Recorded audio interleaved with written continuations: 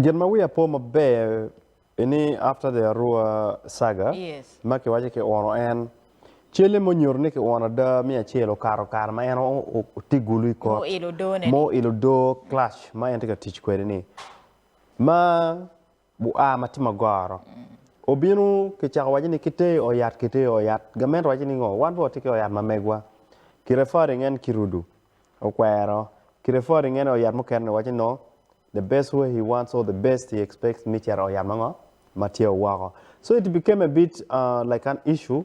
PM down to Lorea, Pingo, Pick Ye, Chero, Jomo can take a word, Pingo, you know, Pingo was a lot. La Chen Wanano, or Louis, you watch your Louis. PM what you will, yes, Kaluia Machar, pick PM picking Nayo. Now, near Martin Maano Duquerni. Duguna Bene, Cherno Wago, Berukeluoro. Duguna Bene, or Keluoro. Police maki on the airport, Emma. Me a chill ki on the police, according to the fact sheets, more today in history fact sheet, and ki on the police, idio, make gang dana pego chui yo commotion money, near dugo, kenen con keta ki jolo quere, keta ki welcoming and querne. Ki caronieri, keto yero quere loke airport, ke marmechela kugwene, quick. Ami loko mo a wono mala dir Kyagulanyi no ni me procession like ni weng nyo rituale onai mo no kare ki arua kuja ita me kono poche arka no treatment lo ma waka no ti ka no chang ki komene no ramo bedo on a balance of probability pm enero jomo kana mo no wano in the process of political space mukere tika wano magetika living kwede wa kumbeti wate bene kumbeti let's look at the life of Gene. Dagma loko twaleni. Betty Namboze. Namboze no one in the same process. Parliament ka viyo ki ngogini. O yogo kono Pierre kono spine gena ngo. Kumbedi mo loko ni. Namboze tiyo yat. Do tiyo duadi.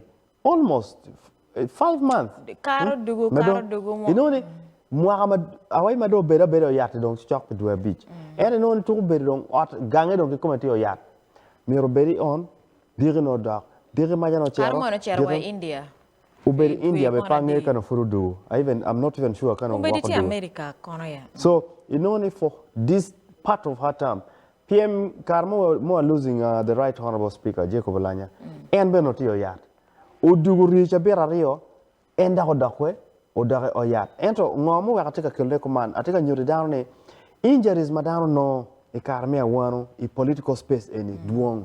What duk chien chok ke gang ma megwa what tiki kumbedi akecha bena tiki koko ni tieni mo ne magor ma Dano ne ene wor ku doni came out of the political spotlight ni etika ngwej ke yaga e kar mi yinyo kui o we ko tieni tingo akecha mo chung ma chalo na no MP more chi inoni these are just cases mo go spotlight mi no mateno eto mwaka tek angwen abij ngarman fut kumelia ichako penyi kikeni ngo maraj ngo mo wa bino kumeno watiki a veteran politician ni osen chanjo nenjale ngeyo nyima loko ki bertri make kubu kamiro chak lok miro kon ki ket bertri e chwakene these are issues osen wajne yan nenjalo ke miegi mo maraj kui maraj ma ene chama now these are wa wano nyo on ma la Zake bano yes Zake kuma gumni kumbe olo ntima be no Zake ucharbana oyat he had to get good